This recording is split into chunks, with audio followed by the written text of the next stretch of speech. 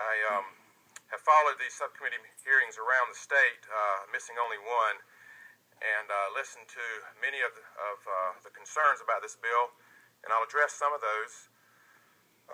But first I'd like to mention one thing. The Constitution is meant to protect the citizens' rights against encroachment from government.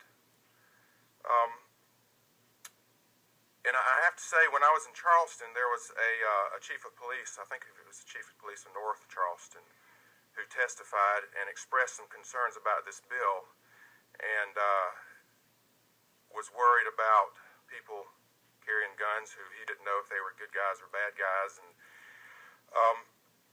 And I just ask you, will you listen to the people whose rights you are to protect, or will you listen to the executive branch from whom you are to protect our rights from? Now, a couple of the concerns. One was that reciprocity would be affected by this bill. It won't. The concern is that if we no longer can get a concealed weapons permit, then we can't carry in another state. The fact is, you still will be able to get a concealed weapons permit in South Carolina. We're not affecting the permit law. It's a shall issue law, so anyone who wants to get a permit will be allowed to, as the amendment is written to the statute. That's section 2231-215. We're not changing that section. So a permit will still be available. What we're doing is making it no longer required. Also, some of the law enforcement have testified in the past that they are concerned about the language that it will be legal to carry a weapon as long as there is no intent to commit a crime, and concern about the necessity to discern the intent to commit a crime, like that's new language. However, that is current language in South Carolina statute for every other weapon except for a handgun. In 1623-460C, every other weapon, and they explicitly name several, including rifles, shotguns, knives, I think brass knuckles are included, that those are legal to carry as long as there is no intent to commit a crime. So that's not a new requirement to discern intent to commit a crime. That's current statute. All we'd be doing with this bill is bringing handguns under that same requirement.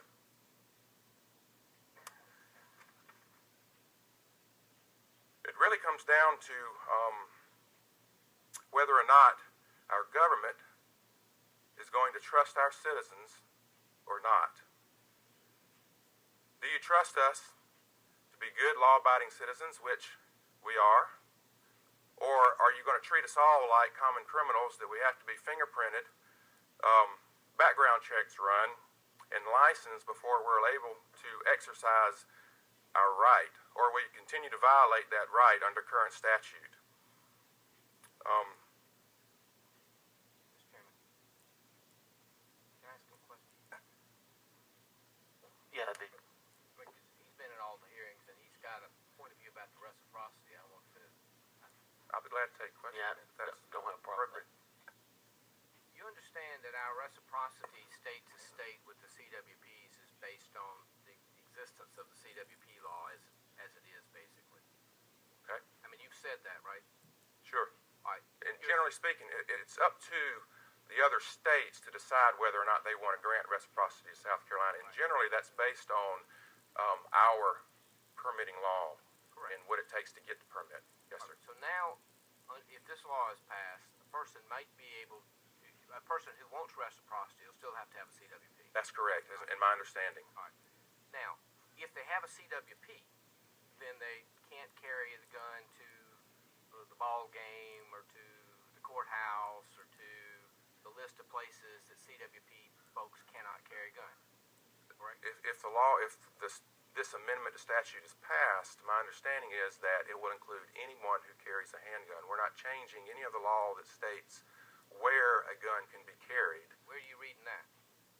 We're not changing that part of the code. You're saying the only thing that we're schools changing and daycares and ball games and state parks and churches and hospitals and public buildings and jails, polling places.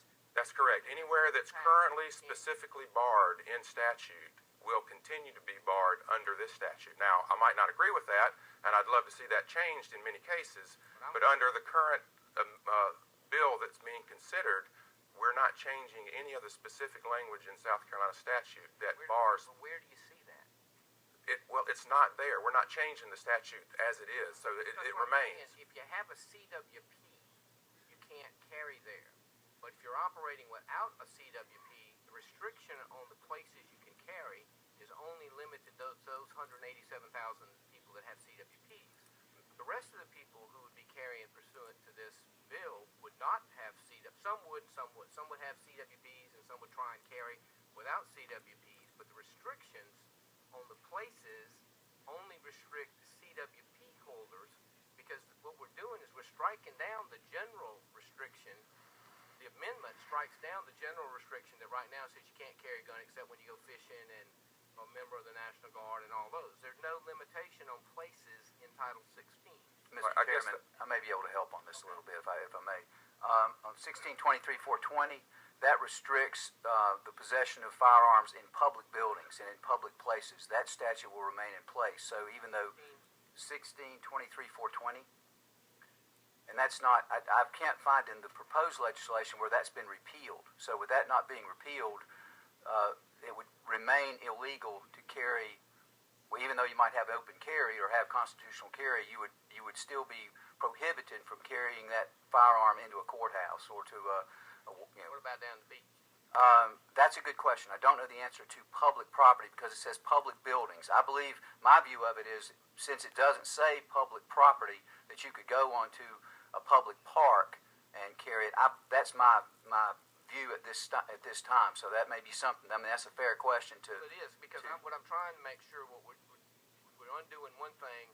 We're not setting up an artificial restriction that says if you want reciprocity, you got to have a CWP. But if you have a CWP, you're more limited in where you can carry a gun than a guy without a CWP, because I think that's what it does. That's certainly not the intent, and it depends on the language. Of course, the devil is in the details, and would certainly support a perfecting amendment to correct that. Until we get that right. But what section? Well, the 1623-420 is publicly owned buildings. That's in Section A. You've got 1623-430, which is school property. That's carrying on on school grounds, which remains illegal. Pick one that's not. Say a hospital or a daycare, which is not listed in the 16 code, is listed in the 23 code. So if you opt to have a CWP, you can't take your gun to the hospital. But if you don't have a CWP, you can walk right into the emergency room. You might be able to, unless it's restricted by another statute. You've also got the 1623-465 that still says it's illegal to carry it in a place that sells alcohol. So there's still some restrictions out there, whether it's CWP or whether it's open carry or constitutional carry. Those restrictions remain in place because this bill doesn't in any way amend those sections. My only point was to say that the list of restrictions of where you can carry under CWP are enumerated. The list of restrictions on where you can carry, if this bill passes, are not enumerated except in those general broad categories. And I think they need to match up, because it doesn't make any sense to have two sets of things. I don't know that we've got all the exhaustive. Maybe we do. I know JJ's been getting some of them together because they found all over the code where you can and cannot carry, like in this room right here. I mean, CWP person can't come in here, but because it's a public building, you say the other statute would cover. But public property right outside the door, maybe not. Okay. Any more questions?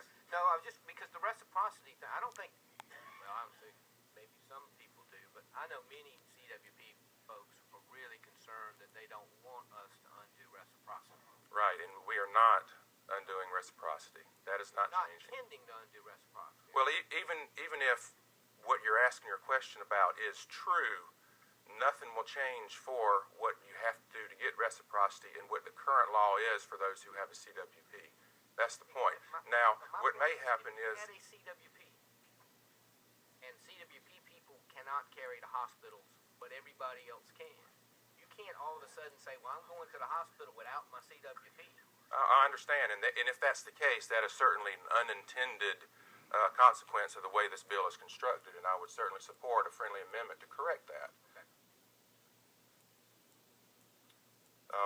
And I think I was at the end of my testimony anyway, so I'll sit down unless there's any more questions.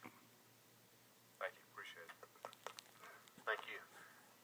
Denise Snelling.